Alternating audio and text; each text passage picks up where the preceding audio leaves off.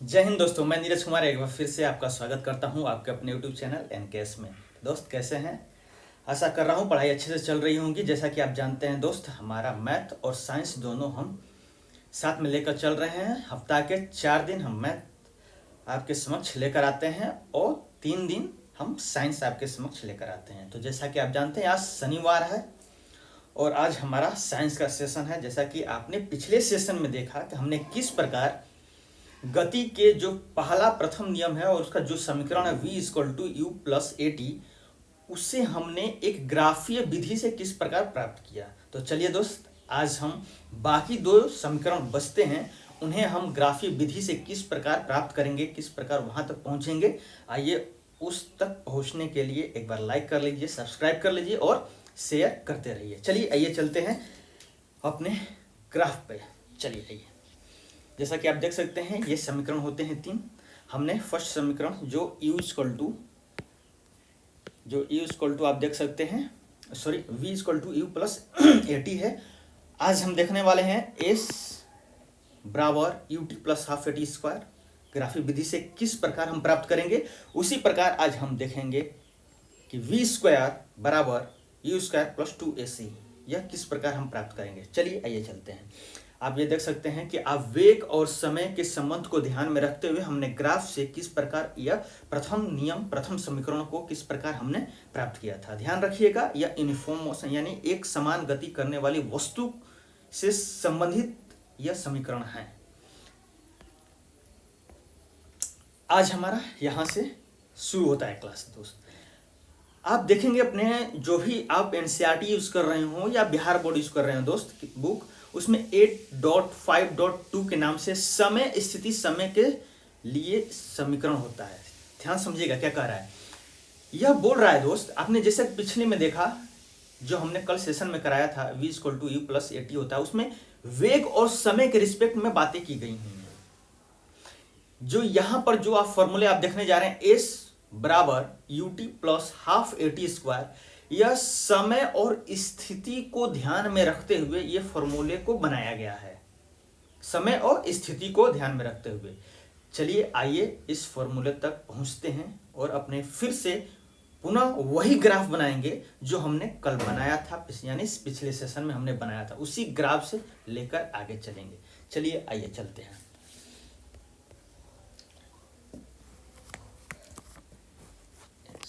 चलिए आइए देखिए, कल हमने किस प्रकार बनाया था आप एक बार देख सकते हैं दोस्त।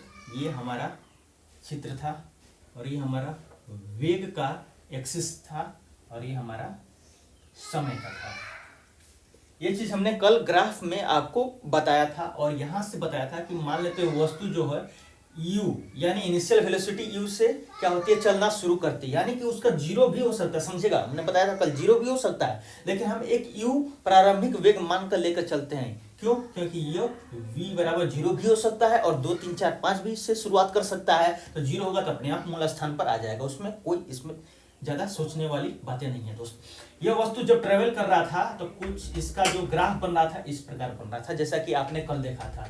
और फाइनल इसका जो वेलोसिटी बनकर आया था वो v बनकर आया था। क्या बनकर आया था दोस्त? v बनकर आया था। और हमने इसको परपेंडिकुलर डाला था वेग पे।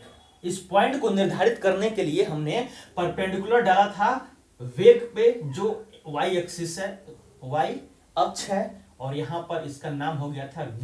क्यों नाम हो गया था? क्योंकि यह u वेलोसिटी से चला था और फाइनल कहां u v तक पहुंचा था। उसी प्रकार हमने इस पॉइंट को ध्यान में रखते हुए अपने समय वाले एक्सिस या अक्ष पर पुनः परपेंडिकुलर किया था, जहां हमें यह पता चले कि यह जो वस्तु है v स्पीड तक गया है, v जो स्पीड तक गया है वो कितना समय लिया है। तो समय कितना था? t था, जैसा कि आप जानते हैं कल हमने ये सब किया था और इसे हम पुनः इस प्रकार मिला दिए थे। अब चलिए आइए, यहां से कहानी शुरू होती है दोस्त। आज हम इन पॉइंटों को एक नाम दे देते हैं। मान लेते हैं यह जो पॉइंट है, यह पॉइंट वो दे देते हैं, इस पॉइंट को ए नाम दे देते हैं, इस पॉइंट को बी नाम देते हैं, इस पॉइंट को सी नाम दे देते हैं, इस पॉइंट को डी। ध्यान रखिएगा यह वेलोसिटी है, पॉइंट नहीं है। और इस पॉइंट को हम ई नाम दे देते हैं। इस प्रकार हमने यहां तक ग्राफें कंप्लीट अपना कर लिया। ध्यान में रखिएगा जो भी हम समीकरण का जो भी ये 3 समीकरण पढ़ रहे हैं, यह यूनिफॉर्म मोशन यानी एक समान गति जो वस्तु कर रही है उस पर ही लागू हो रहा है। चलिए आइए चलते हैं, थोड़ा ध्यान से देखिएगा दोस्त।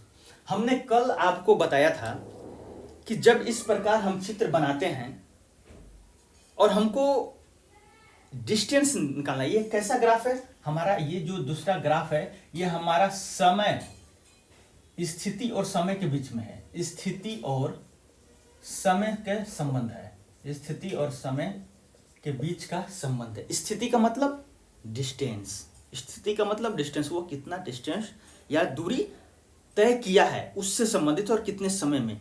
तो हमारा एस फॉर क्या हो जाता है, डिस्टेंस, एस फॉर क्या हो जाता है, डिस्टेंस। और यहीं से हम शुरुआत करेंगे। क्यों शुरुआत करेंगे, पहले वाला में हमने ए से शुरुआत किया था। क्यों शुरुआत किया था, ए मतलब त्वरण, एक्सेलरेशन क्यों किया था, क्योंकि वह जो ग्राफ था और जो वहां से हमको समीकरण निकालना था, हमें वहां पर एक सेकंड दोस्त, वहां पर हमें एक्सेलरेशन से वेग और समय का संबंध था, वहां से हमको वेग निकालना था। यहां पर किसका संबंध है, दूरी और समय का। और दूरी, इस वजह से हम दूरी से लेकर चल रहे हैं, किससे, डिस्टेंस, एस फॉर डिस्टेंस। चलिए आइए चलते हैं, ध्यान दीजिएगा। अब समझिएगा, ये जो वेग होता है मीटर पर सेकंड में होता है, जैसा कि आप जानते हैं पहले से ही, और यह तो समय है सेकंड में है। अब समझेंगे कि समय और वेग का क्या करेंगे कि हमको डिस्टेंस मिले। जाहिर बात है, यह मीटर पर सेकंड है और इसमें समय का गुणा करेंगे तभी तो हमको डिस्टेंस मिलेगा। ये हमने आपको पिछले ही सेशन में बताया था। यानी कि समझेंगे, समय और वेग का क्या करना पड़ेगा, गुणा। क्या करना पड़ेगा, गुणा, तभी हमको जाकर डिस्टेंस या मीटर या सेंटीमीटर या किलोमीटर जो भी हो वो हमको प्राप्त होगा। तो जाहिर से बात है दोस्त कि हमारी जो हमारा ये जो वस्तु है यहाँ से यहाँ चला है, यानी यह पूरा डिस्टेंस ट्रेवल किया है। और हमने आपको एक्सरसाइज में कराया था, जब आपको हमने प्रश्न में करा रहे थे तो वहां पर एक प्रश्न आया था दोस्त कि वेग और समय के नीचे जो भी क्षेत्र आएंगे उस क्षेत्र को जब हम प्राप्त करेंगे तो वो क्या राशि देगा। तो क्या राशि दिया था दोस्त, डिस्टेंस। क्या दिया था, एक सेकंड दोस्त, एक सेकंड सिर्फ।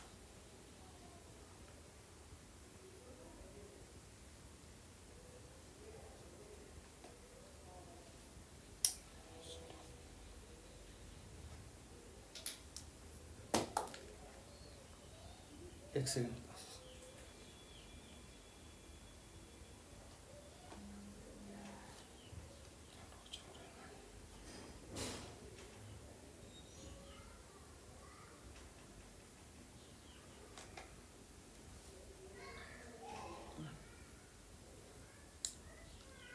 चलिए आइए देखते हैं। वहां पर हमने क्या किया था, क्षेत्र निकालने के लिए उसका एरिया निकाला था। एरिया जो भी हमने बताया था, क्षेत्रफल निकालने के क्या करते हैं, दो राशियों को गुणा करना पड़ता है। और जब इसको और इसको दोनों को गुणा करेंगे तो क्या मिलेगा दोस्त, हमारा डिस्टेंस मिलेगा। क्या मिलेगा, डिस्टेंस। आइए चलिए चलते हैं। अब जब हमारा वस्तु यहाँ से यहाँ तक ट्रेवल किया है तो इसके नीचे जो भी क्षेत्र आ रहे हैं, ये जो भी क्षेत्र आ रहे हैं ये सभी क्या देंगे, डिस्टेंस देंगे। अगर इनका एरिया हम निकाल देंगे, क्या निकाल देंगे, इनका क्षेत्रफल निकाल देंगे तो क्या हमको देंगे दोस्त, मीटर डिस्टेंस देंगे। चलिए आइए चलते हैं। अब इसमें देखिए, जो यहाँ से पूरा यहाँ तक ये शेडेड रीजन है, जो छायांकित भाग है, अगर इसका एरिया निकालने जाएंगे तो ऐसे नहीं निकलेगा। लेकिन इसको हम दो भागों में बांट दिए हैं, ये देख सकते हैं, ये दो भागों में हमने बांट दिए हैं। जब हमने इनको दो भागों में बांटा तो ये ऊपर आप देख सकते हैं पहला, और यह आप नीचे दूसरा दे सकते हैं। ये दो आकृति बन रहे हैं। पहला क्या आकृति है, हमको क्या निकालना है, फर्स्ट आकृति का क्षेत्रफल प्लस सेकेंड आकृति का क्षेत्रफल। अगर ये चीज हम निकाल दे रहे हैं तो हमें पता चल जाएगा कि हमारी जो वस्तु है वो कितना डिस्टेंस ट्रेवल किया। आइए चलिए चलते हैं। अब पहला आकृति क्या है, एक ट्रायंगल है। क्या है, एक ट्रायंगल है। और ट्रायंगल का एरिया क्या होता है, हाफ बेस इनटू हाइट। यही लिखेंगे, हाफ, और बेस क्या हो जाएगा, ध्यान से देखिएगा, इसको हम नाम दिए हैं सी पॉइंट। क्या नाम दिए हैं, सी पॉइंट। तो बेस क्या हो जाएगा, बीसी, और हाइट क्या हो जाएगा, बीडी। क्या हो जाएगा दोस्त, बीडी। समझ रहे होंगे। कि हाइट क्या हो जाएगा BD और आधार क्या हो जाएगा BC प्लस सेकेंड आकृति। देखिए सेकेंड आकृति कैसी है, एक आयत है। क्या है, एक आयत है, और आयत का क्या होता है एरिया, लंबाई इंटू चौड़ाई, और इसका लंबाई इंटू चौड़ाई, लंबाई कितना है OA लिखिए या फिर CB लिखिए, बात तो एक ही है दोस्त। क्या लिखेंगे, CB लिखेंगे, CBOA, बात एक ही है, तो हम लिखते हैं OA गुणा क्या, चौड़ाई। अब चौड़ाई AB लिखें या फिर OC लिखें, OC लिखें या फिर AB लिखें, बात एक ही है। क्यों, क्योंकि यह जितना डिस्टेंस है वही ये क्या है, उतने ही डिस्टेंस है। तो चलिए हम OC लिखते हैं। अब आइए हम इस पे पुट करते हैं। ये हमारा S है, ये हमारा S है। क्यों, क्योंकि हम डिस्टेंस ही निकाल रहे हैं। चलिए हाफ BC क्या है, देखिए B कहाँ गया, B और C, यहां से यहां के बीच में, या फिर आप यहां से यहां के बीच में जो भी चीज आप निकालेंगे ये दोनों क्या होगा, बराबर होगा। दोनों क्या होगा, बराबर होगा। अब समझेंगे, यहां से यहां के बीच में डिस्टेंस क्या हो रहा है, मतलब यहां से और यहां के बीच में कितना मान या संख्या आ रहा है, तो समझेंगे यहाँ पर क्या है, यह 0 है, यहाँ पर क्या है, T है, तो T माइनस 0 बराबर क्या हो जाएगा, T। तो यहाँ से और यहाँ के बीच में जो संख्या मान आ रहा है वो क्या आ रहा है दोस्त, T, यानी कि BC किसके बराबर हो जाएगा, T के बराबर। BC किसके बराबर हो जाएगा, BC OA के बराबर, और OA और BC कितना है, T है, कितना है, T है। अब आइए चलिए BD को समझते हैं, ध्यान से देखिए, एक एक स्टेप समझा रहे हैं दोस्त, एक एक पॉइंट समझा रहे हैं, थोड़ा गौर से देखिएगा, बिल्कुल समझ में आ जाएगा। और फिर अगर एक बार नहीं आया तो कुछ परेशान नहीं होना है दोस्त, पुनः वीडियो को रिवाइंड कर लीजिएगा और एक बार स्लो आराम से ध्यान से देखिएगा, समझ में आ जाएगा। चलिए BD देखिए, BD क्या है, B और D। अब समझेंगे थोड़ा, यहाँ पर रफ वर्क में थोड़ा समझेंगे, क्या BD हमको निकालने के लिए AD माइनस AB करना पड़ेगा कि नहीं। सिंपल मैथ है दोस्त, हमको BD निकालना है तो क्या हमको AD में से AB करना पड़ेगा, जाहिर सी बात है, तभी हमारा BD निकलेगा। और AD कितना है, यहां से यहां के बीच में संख्यात्मक मान कितना है, यहां से और यहां के बीच में, या फिर यहां से और यहां के बीच में, बात एक ही है। तो एक ही है, तो यहां से यहां के बीच में कितना है, V है, संख्यात्मक मान क्या है, V। अब वहां पर देखिए AB यहां से और यहां के बीच में, या फिर AB यहां से यहां के बीच में, दोनों का मान एक ही होगा। तो यहां से और यहां के बीच में मान क्या है, U है, संख्यात्मक मान क्या है, U है।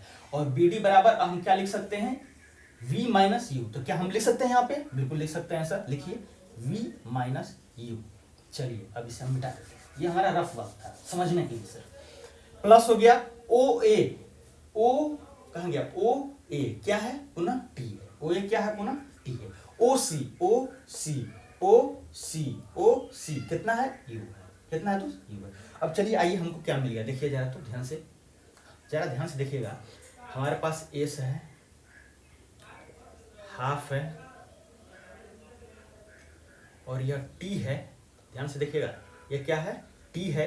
अब यहाँ पर थोड़ा इसको ध्यान से देखिए, और ये चीज को फिर से ध्यान से देखिए,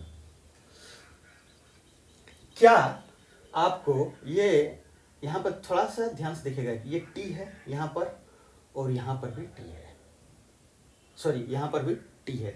ये हाफ AT स्क्वायर कैसे होगा, क्योंकि हमारा फॉर्मूला क्या है, हमारा फॉर्मूला क्या है, एक सेकंड, फॉर्मूला नहीं लिखा, थोड़ा ध्यान से देखिएगा, S equal to UT plus half AT square, ये फॉर्मूला है हमारा।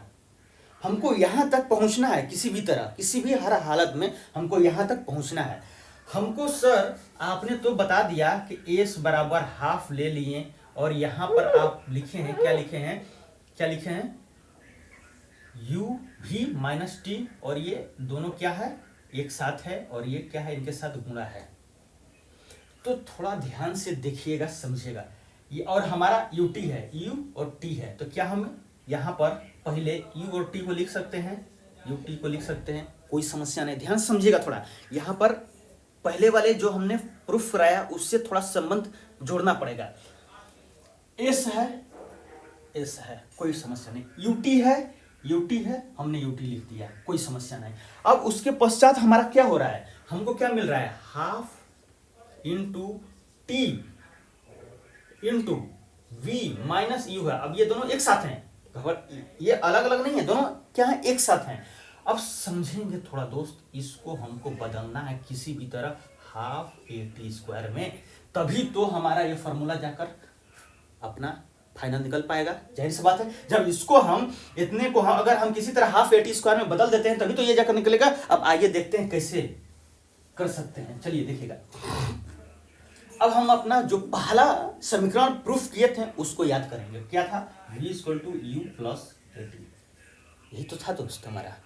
और आप देख सकते हैं यहां पर ये प्लस में इधर ला देंगे तो v माइनस और ए टी क्या हो जाएगा, ए टी।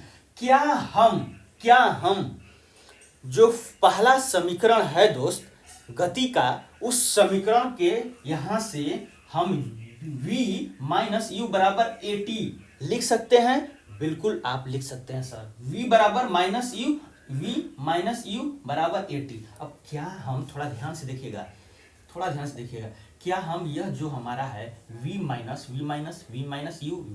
यू क्या इसके जगह पे ए टी लिख सकते हैं? बिल्कुल लिख सकते हैं सर। तो हमने क्या लिख दिया, ए टी। अब इसको हम मिटा देते हैं, क्यों, ये हमारा रफ वर्क था समझने के लिए।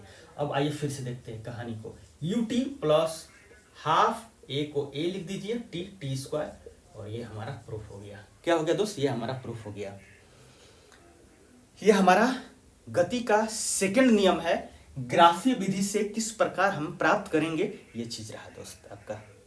और आशा करता हूं कि आप इस बातों को, एक एक बातों को आप समझे होंगे। आप इसे आप उतारना चाहेंगे तो उतार लीजिएगा, वीडियो को पॉज कर लीजिएगा और बखूबी अच्छे तरीके से उतार लीजिएगा। और बस यहाँ पर ये लिख दीजिएगा, यहाँ पर कहाँ गया, यहाँ पर ये v माइनस यू बराबर ए टी, कहाँ से, समीकरण फर्स्ट, समीकरण समझ जाएंगे कौन से समीकरण, गति के नियम का जो समीकरण फर्स्ट है वहां से v माइनस ए टी रखे हैं, ये यहाँ पर रखें। अब इसको बखूबी अच्छे तरीके से उतार लीजिएगा दोस्त, वीडियो को पॉज कर लीजिएगा और आराम से इसको उतार लीजिएगा। चलिए आइए चलते हैं अपने सेकेंड समीकरण पर। ये हमने इसे सिद्ध किया, अब आइए इसे सिद्ध करते हैं। चलिए आइए,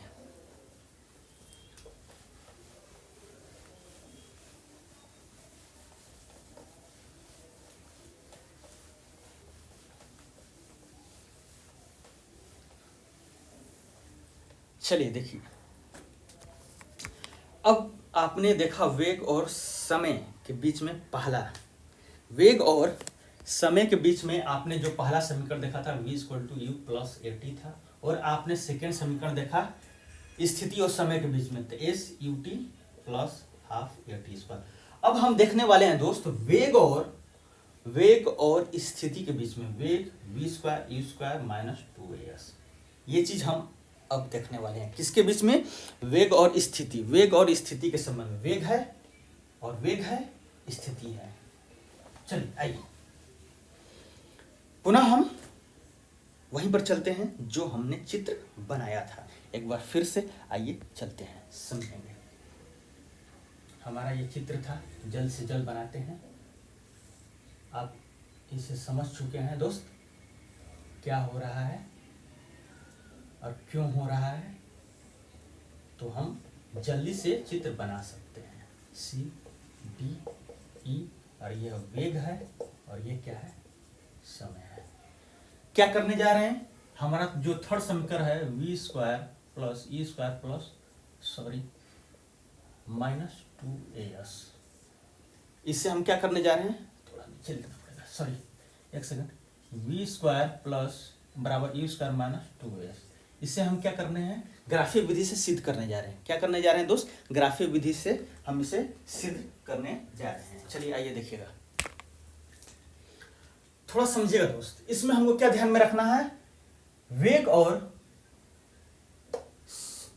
और स्थिति को ध्यान में रखना है। किसको, वेग और स्थिति, यानी कि जाहिर सी बात है स्थिति की बात आ रहा है तो इसमें भी हम क्या करेंगे, क्षेत्रफल को ध्यान में रखेंगे। क्या करेंगे दोस्त, क्षेत्रफल को ध्यान में रखेंगे, और उस क्षेत्रफल में जो भी चीजें आएंगी उन सभी चीजों को वेग में बदलने का कोशिश करेंगे। किसमें दोस्त, वेग में बदलने का कोशिश करेंगे। आइए एक बार देखते हैं, अब थोड़ा समझिएगा। यह यह और यह, इसे हम मिटा दे रहे हैं। क्या यह आपको एक समलम आकृति बन रहा है? समलम चतुर्भुज बन रहा है कि नहीं? चतुर्भुज क्यों? 4 भुजाएं हैं और यह आकृति जो इस प्रकार बनती है उसको हम बोलते हैं समलम चतुर्भुज। समलम चतुर्भुज में सामने की जो भुजा होती है वो समांतर होती है, ये कोई एक सामने वाली भुजा, और बाकी ये दोनों समांतर नहीं होती हैं। हमें प्राप्त करना है v स्क्वायर बराबर e स्क्वायर माइनस 2as। चलिए आइए हम चलते हैं। हमको क्या करना है? कुछ नहीं करना है दोस्त, हमें कुछ नहीं करना है। हमें बस यह करना है कि स्थिति और वेग के बीच में संबंध स्थापित करना है। किसके बीच में? वेग और स्थिति के बीच में। हमारा यह क्या हो जाएगा? स्थिति हो जाएगा। हम ए से शुरू क्यों कर रहे हैं? सबसे बड़ा मैटर यह है। पहले वाले क्वेश्चन में सर आप ए से शुरू किए थे, आप अपने मन की मर्जी है। नहीं दोस्त, मन की मर्जी नहीं है।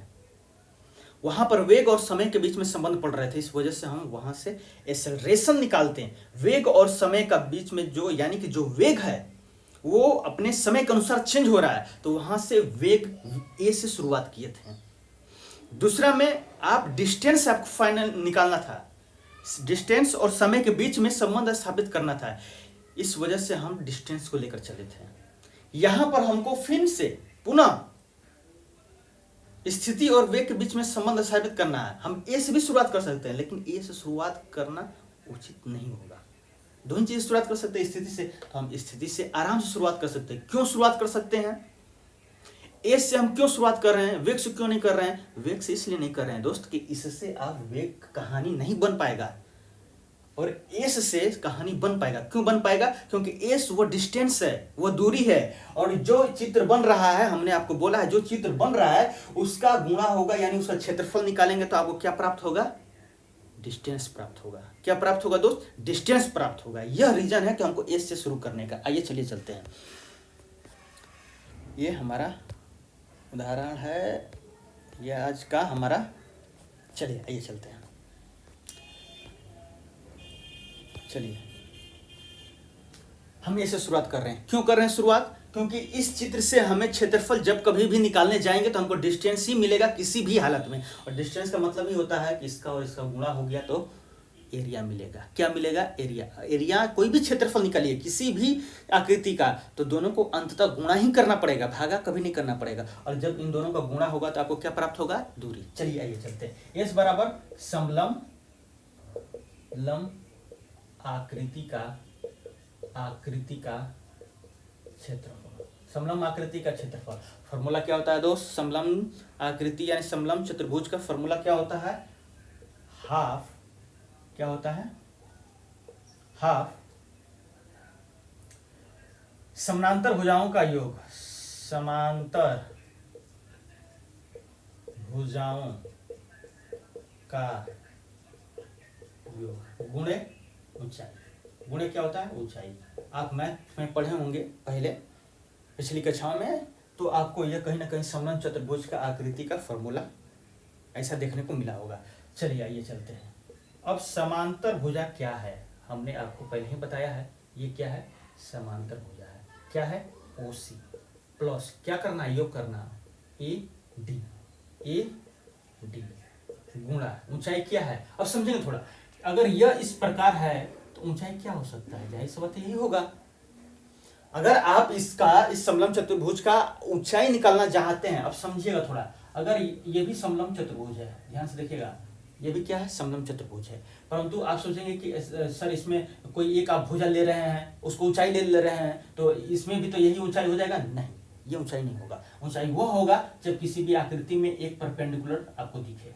क्या दिखे? परपेंडिकुलर। तो इस आकृति में यह ऊंचाई होगा, और यह आकृति देखिए, यह खुद एक परपेंडिकुलर है। इस पर क्या है? परपेंडिकुलर। इस वजह से यहाँ पर ऊंचाई क्या हो जाएगा? OA हो जाएगा। क्या हो जाएगा? OA हो जाएगा। चलिए ये चलते हैं। हाफ OC क्या है? U है, प्लस AD या फिर OE क्या है? V है, और OA क्या है? T है। ये सब चीजें क्या है? आप जानते हैं पहले से। चलिए अब इससे हम और आगे बढ़ाएंगे तो क्या लिख सकते हैं, एस है हमारा, हाफ है, v प्लस यू है और इनटू क्या है, टी। चलिए आइए यहाँ से थोड़ी कहानी बदलेगी दोस्त, यहाँ से थोड़ा सा, यहाँ पर नहीं दिख रहा है आपको, यहाँ पर लिख देते हैं। आइए ये दूसरे वाले भाग में हम करते हैं। क्या था हमारा, एस था half v plus U into T. हमको पहुंचना कहाँ है दोस्त, वी स्क्वायर बराबर यू स्क्वायर प्लस 2s। हमको यहाँ पर पहुंचना है, क्या चाहिए हमको, एस चाहिए, एस है, ए है क्या, नहीं है, यू है, यू है, वी है, वी है, यानी कि कहीं भी इसमें हमको टी नजर नहीं आ रहा है। लेकिन हमको इसमें क्या, टी है, बिल्कुल है, लेकिन इस टी को क्या करना पड़ेगा, हटाना पड़ेगा। क्या करना पड़ेगा दोस्त, हटाना पड़ेगा। तो हम किस प्रकार हटा सकते हैं, आइए, पहला समीकरण क्या है, v, पहला समीकरण हमारा क्या है, v equal to U plus A T, यही होता है। क्या हम इसको v माइनस यू बटा में a बराबर टी लिख सकते हैं, बिल्कुल लिख सकते हैं सर। ये देखो माइनस में कर देंगे, माइनस में कर दिए, ये गुणा में इधर कर देंगे, भागा में हो जाएगा, यानी कि कहीं ना कहीं यहाँ पर हम t बराबर v माइनस यू बटा में a लिख सकते हैं, बिल्कुल लिख सकते हैं, बिल्कुल लिख सकते हैं। चलिए s बराबर half v plus U into T के जगह पर हम क्या लिखेंगे, और यह क्यों लिख रहे हैं, हमने अभी जस्ट बताया आपको क्यों लिख रहे हैं, पहला समीकरण के अनुसार v माइनस ए। चलिए s बराबर अब पुनः हाफ, अब समझिएगा ये गुणा है और ये भी क्या है, गुणा है, तो ये फॉर्मूला होता है, क्या होता है फॉर्मूला, ये आप देखेंगे फॉर्मूला होता है a plus B into A minus B बराबर A square minus B square, ये फॉर्मूला होता है, ये वही है फॉर्मूला। अब क्या हो जाएगा, V square minus E square, अब बटा में क्या हो जाएगा, ए हो जाएगा। ये दोनों आपस में क्या है, तो हमने क्या कर दिया, गुणा कर दिया और कुछ नहीं किया है। अब ये क्या है, इधर इधर जाएगा तो क्या हो जाएगा 2s, और यहाँ पर क्या हो जाएगा v स्क्वायर माइनस स्क्वायर 2, और ये इधर जाएगा गुणा में हो जाएगा, तो आप क्या लिख सकते हैं 2as बराबर v square minus E square, और ये प्रूफ हो गया। क्या हो गया दोस्त, ये आपका प्रूफ हो गया, ये फाइनली क्या प्रूफ हो गया आपका, फाइनली क्या हो गया, v स्क्वायर और ये उधर चला जाएगा तो u स्क्वायर प्लस 2s क्या हो जाएगा, एक सेकंड रुपये दोस्त, वी स्क्वायर कहीं कोई गलत, 2s ये उधर चलाएगा us, चलिए ठीक है, क्या हो जाएगा, ये आपका इस प्रकार हो जाएगा। हमने we square minus 2s proof किया है। एक सेकंड सकते हैं दोस्त, कहीं कुछ लिखने में गलती, हमारा फाइनल क्या था, v बराबर u प्लस ए टी था, ये इस साइड जाएगा, हमने देखिए यहीं पर गलती किया है, यहाँ पर जो माइनस का चिन्ह है, यहाँ पर थोड़ा सा एक सेकंड, हमने यहाँ पर माइनस वाला चिन्ह गलत किया है, इस वजह से प्लस आ जा रहा है बार बार। चलिए आइए यहाँ से देखिएगा, एक बार फिर से देखिएगा ध्यान से, यहाँ पर हमने क्या किया है देखिएगा, ये t बराबर क्या होगा, एक बार फिर से ध्यान से देखिएगा, क्या होता है v बराबर u प्लस ए टी, थोड़ा सा भी इधर उधर माइनस का चिन्ह होगा, सब पलट जाएगा। देखिएगा u बराबर ये होता है, यानी v बराबर इधर माइनस में, और ये क्या हो जाएगा, ये t हो जाएगा। हमको t फाइनली निकाला था v माइनस यू बटा में a, ये चीज हमको लिखना था, कुछ तो है। चलिए v माइनस, यहाँ पर क्या, एक सेकंड रुकिएगा दोस्तों, U square V square E square minus 2s,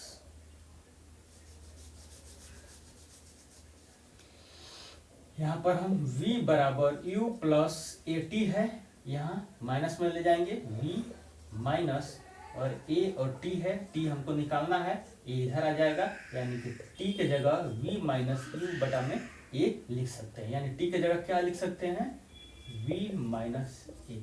चलिए यहाँ से फिर से हम करते हैं, यह s है तो इधर क्या चला जाएगा 2s हो जाएगा, और ये क्या हो जाएगा v plus U into V minus U बटा में a, और ये इधर आ जाएगा तो 2as, और ये हो जाएगा v square minus E square, और फाइनली हमको V square U square plus 2s आ रहा है। कहीं गलती तो नहीं हुआ, बाकी सब सही है। प्लस करना था, गुणा करना था, सब सही है। ये इस प्रकार आ गया दोस्त, V square U square minus 2as। एक सेकंड में खाली, v है, s बराबर v है और प्लस है, t है, सही है, कोई समस्या नहीं। चलिए,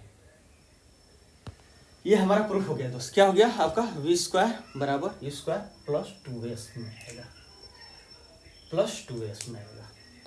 आप इस प्रकार देख सकते हैं। कितना बच गया, चलिए यहीं पर सेशन को समाप्त करते हैं दोस्त। आपने 3 समीकरण देखा, फर्स्ट, सेकंड, थर्ड।